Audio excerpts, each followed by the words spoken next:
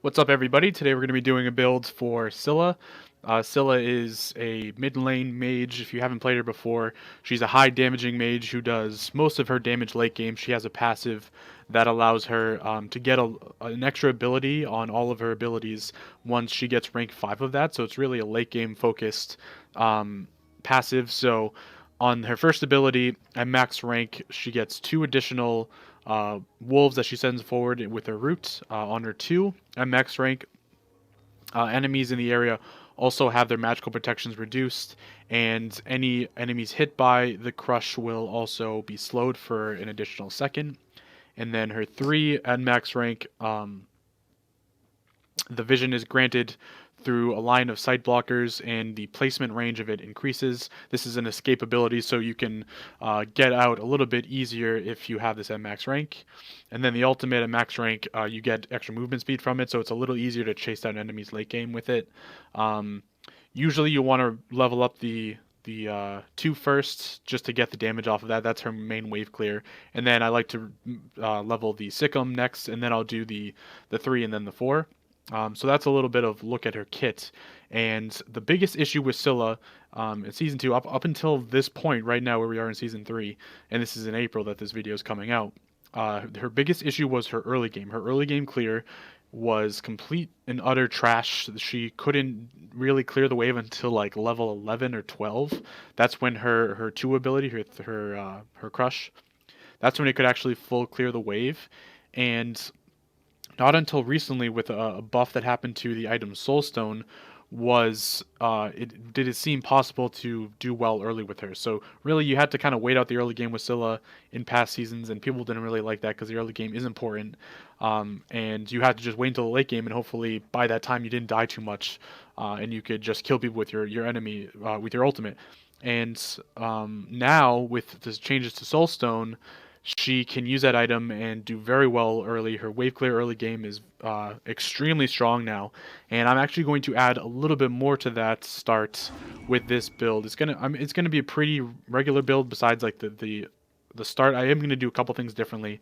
But with that, we're gonna go into it, and we're gonna start to look at Soulstone and see what they changed. So you get 20 magical power, 100 mana off of this item, and hitting an enemy with a basic attack tears out and stores a portion of their soul, granting +4 MP5. And when you stack it to 5 souls, your next ability will consume all of the stacks that you had and deal 60 extra magical power. Now, before, this was at, I believe, 40 magical power. It may have been 30, but I know they buffed it up to 60, which is a lot. So what we're going to do is we're actually going to do some math to see how much extra damage we're going to be doing with this start in this build. So we're going to be doing, we have 20 magical power as a base stat, and then 60 when we stack the Soulstone. So that's 80 power right away off Soulstone. And then right after that, we're going to go into the Potion of Magical Might, and this will increase your magical power by 50. So now we're at 130 magical damage. This is at level 1. And then we're going to go into 2 mana, 2 health. So this will be our start, and then for our first item, we're actually going to go super aggressive. Now, normally you could do like beads, Aegis, which I would recommend if you're playing, like Poseidon or, a god. If you're worried about them killing you, you might want to get Aegis or beads. But if you are willing to take the risk, I would highly recommend you consider Sunder, and we're going to talk about this combo. So now Sunder, when you activate it, it will fire a bolt that stops on the first god hit, and it deals 40 true damage, plus 14 damage per god level, and reduces the target's protections by 25% for 4 seconds. So we said we were at 130 damage, so now with the 40 true damage, we're going to be doing 170, and then at level 1, plus the 14, we're going to be doing 184 damage. Now, if we look at an item like Doom Orb, you're going to be getting at max stacks, you're going to get 50 stacks, so that's 100 damage, plus the base stat of 40 magical power, that's 140. So you're already getting more magical power than Doom Orb gets you with this start. And trust me, this will just make your start a lot stronger. So we are going to start with this, with our relic being Sunder, and we're going to be doing the Power Pot and Soulstone. Now, the combo that I like to use with this, by the time you get to like level 3, or I guess level 5 when you get your ultimate online, is you root, then you sunder, and then you ultimate or you use your 2. So it's kind of a quick combo. You have to do it pretty quickly because the root only lasts for a couple seconds. So you have to root, sunder, and then once you sunder them, that'll again take their protections down. So when you ultimate, it'll do even more damage. So that's the really super aggressive start we're going to go with. And I think Sunder works because Sunder, again, is a line, so it can miss. But if you use her root in order to set up the Sunder first, you can guarantee that it hits. So I think it's a good start for her. Again, this is super aggressive if you want to try to get that early kill.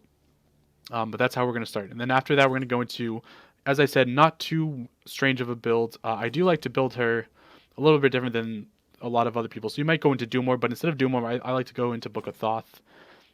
This is just this item. Once you get online, you're pretty much set as far as mana goes for the rest of the game. You don't really have to worry about it. You also get 100 magical power off this item, which I think is maybe a little overlooked sometimes. People just think of this as a mana item, but it's going to give you a lot of magical power. Good burst of magical power early. And if you compare it to Doom Orb, you know if you stack it, you get up to what did I say, 140 magical power. So this you're not really getting too much less with this, and you're still getting the mana boost once you get the stacks online. So we're going to go with that. And then after Book of Thoth, we actually go into Polynomicon. Now you can change this. This is going to be our 4th item. You could do it 5th item. I like to get it online early. This is an item that, if you don't know about Poly, when you use an ability, your next basic attack will do a bunch of damage, like a whole lot of damage. So this is great with Scylla because she has a root. So when you root, you can guarantee that your next basic attack will hit the enemy. And you'll see a lot of people use this. This is actually a pretty standard item to use on Scylla at the moment. After that, we're going to go into Obsidian Shards, just make her ultimate a little bit stronger, her entire kit stronger, get some penetration. I think penetration is pretty important for Scylla, I think. And then we're just going to go into full power, extra damage, make her a machine late game with Soul Reaver, and then route up Tahuti. So that's the build as I have it. Now you'll notice there is no cooldown, which is a risk, but at the same time, I've noticed that if you are just patient with her and you use your abilities when you need to, the cooldown actually isn't too important. And if you replace any one of these items with, let's say, Chronos Pendant, or if you put Breastplate of Valor in there, you're going to be losing a lot of damage. And I think Scylla performs best when she can one-shot people late game with her ultimates. So if you are willing to take the sacrifice of not having the cooldown reduction and just going for this pure power, super early aggressive so you can get online build, and then I think that you will do very well. Now you could, if you wanted to, replace Poly with Chronos Pendant. I wouldn't recommend it. I think Poly is actually a great one to have. You will be surprised, how important it is to have this passive. When you root and let's say an enemy's getting away and you want to get them, that Poly will just get you more kills, and you'll just be I really do think it's an item that you should have on her. So that's why we're going to do that. We're going to sacrifice the CDR for it, but it's still a very strong build in my opinion.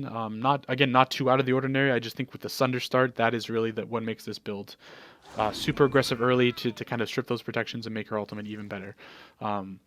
So that is it. Let me know what you think about it. If you play Scylla right now, let me know what you think. She's really in the meta right now because, again, with the early clear with this kind of build.